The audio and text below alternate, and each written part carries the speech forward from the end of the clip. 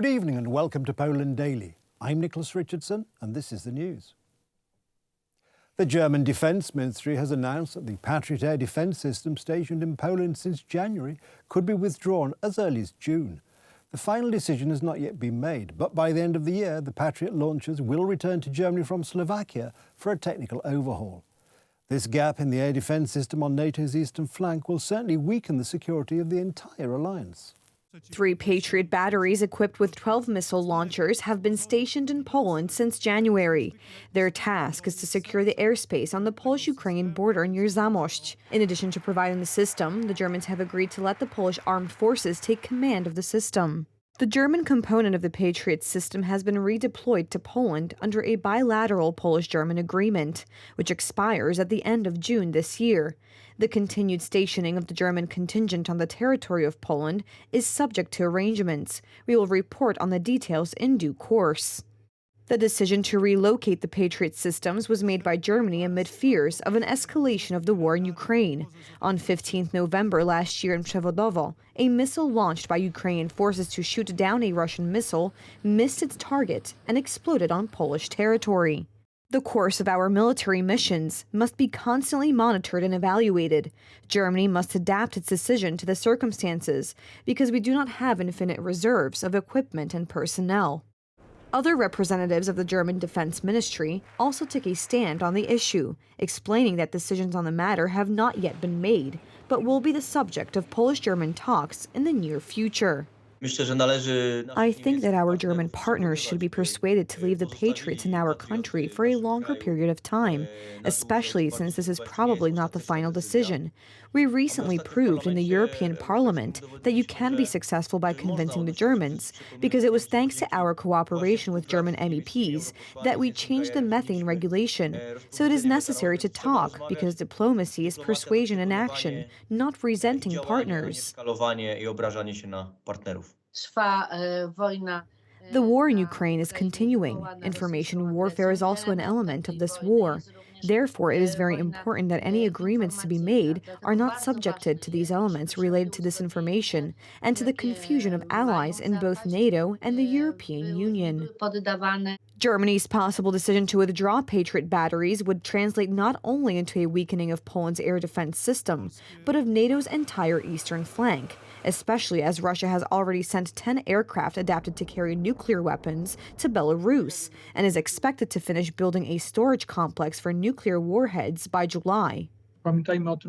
Let's remember that the Russians already have short-range nuclear weapons in the Kaliningrad region, so such a potential threat to Poland already exists. It seems to me that here it is more about political issues. The deployment of possibly nuclear weapons in Belarus would be another step in the subordination of the Lukashenko regime to Moscow. Patriot is a U.S. surface-to-air missile system mounted on a mobile vehicle platform.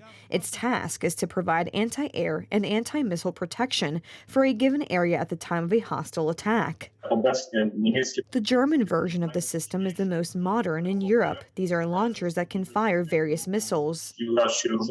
On the 1st of April, Russia assumed the rotating presidency of the UN Security Council, whose role is to maintain world peace and security. Paradoxically, it is Russia that is waging war in Ukraine and is also the initiator of offensive hybrid warfare action directed against its neighbors and beyond. This is a very troublesome situation for many countries, which would expect Russia to stop its aggression in the first place. Russia is blatantly violating the basic principles of this organization, but in the name of having at least one place in the world where you can talk to anyone on neutral ground, Russia is simply using its rights.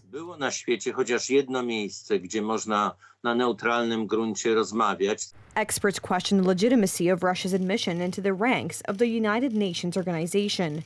Russia took the place of the Soviet Union in 1991, bypassing the formal procedure. In contrast, after the breakup of Czechoslovakia, both the Czech Republic and Slovakia had to go through an admission procedure. Earlier today, Estonian Prime Minister Kaja Kallas said she had asked the Chinese ambassador in Tallinn for clarification after Liu She, the Chinese ambassador to France, questioned the sovereignty of Ukraine and other former Soviet states. We have asked also the ambassador out to explain what it really, how China really thinks, and so far they have been downplaying these comments. Maybe it was just not the overall policy that they have. But I think that we have to keep in mind that everybody is taking notes how the international community really reacts to what is happening in Ukraine. When the tool of policy like aggression, when this policy tool pays off, then all the dictators or would-be dictators in the world are taking notes. Okay, you go to another country and it pays off because you get off with more territories, and that's why it can't just be acceptable. Everybody's freedom and peace is actually at stake here. Meanwhile, speaking about the global food crisis, Polish Prime Minister Mateusz Morawiecki accused Russia of blackmailing and manipulating the agricultural market and called for extended sanctions on Moscow. Szanowni Państwo, Yes, ladies and gentlemen, here you can clearly see how Russia is trying to blackmail to manage the situation related to the agricultural market. We are in contact with Estonia and other partners from the entire belt of Central Europe, from this region, to convince the G7 countries on the one hand and the European Commission on the other about the need to intervene and maintain tough sanctions. Prime Minister of Estonia, Kallas, advocated a total embargo of goods and trade with Russia and said the issue is circumvention of sanctions, with goods reaching third countries. The Kremlin reaffirmed its position on Tuesday that the Black Sea grain deal is not working for Moscow, a day after the head of the United Nations handed Russia a letter with proposals to improve it. Blindsided by a massive fall in prices, Hungarian farmer András Pastor still has a large part of last year's maize crop sitting in storage as local buyers, including his customers, loaded up on cheaper grain imported from neighbouring Ukraine.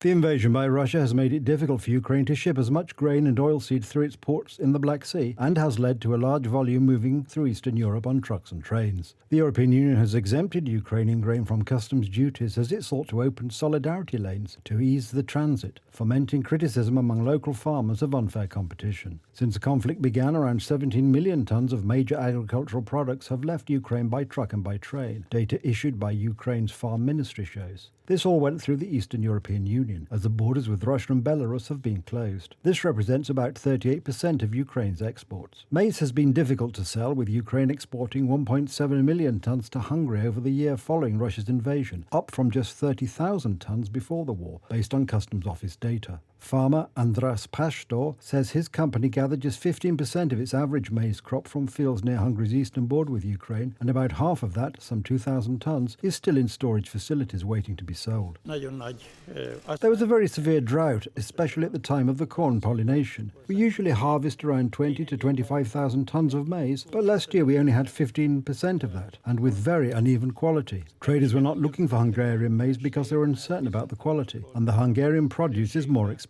Given a cheaper alternative, they went for the more cost-effective option, as usual in capitalism. In Hungary's case, however, the rise in imports has been driven largely by the sharp decline in production, with the International Grain Council estimating that last year's harvest totaled just 2.8 million tonnes, down from 6.4 million tonnes a year earlier. It was clear at the end of November, mid-December last year, that the prices peaked and a different market situation was forming. If the Ukrainian goods and the eastern supplies go without any limits within the European Union, then obviously it will mean a surplus. At the same time, Ukrainian maize has been traditionally present on the European market because the European market is not self-sufficient in maize. The question is whether the logistical routes will go further into the Hungarian production sphere, or some of it will get stopped here. European maize prices, which rose as high as €420 a tonne shortly after Russia invaded Ukraine last year, have been falling steadily in recent months, partly due to record global shipments this season from major exporter Brazil. Prices fell this month, €238.75, the lowest level since the invasion. With such low prices, many farmers struggle to break even. Bulgarian farmers have also struggled to make sales to local markets and have seen the prices paid for their crops fall through the impact of oversupply. Ukrainian imports have changed the situation, as they are ready to sell at any price, and their cost price is much lower than ours. It affected my business badly. I can't say that there are losses, because in the beginning I sold relatively well, but lost much profit, certainly at least 1 million lev, or $561,000. The European Union said last week it was preparing an additional €100 million in compensation for farmers in 5 countries bordering Ukraine and plans to introduce restrictions on imports of Ukrainian grain. Poland decided earlier this month unilaterally to ban imports of grain and other food from Ukraine, while Bulgaria, Hungary and Slovakia also announced bans. The importance of land routes, however, could increase massively, with Russia casting doubt on whether the deal to allow shipments through the sea corridor will be extended beyond mid-May. That's the news. Thank you for watching. Stay with us for the weather, Poland Daily Business and more programmes. But from me, it's have a good night and a better tomorrow.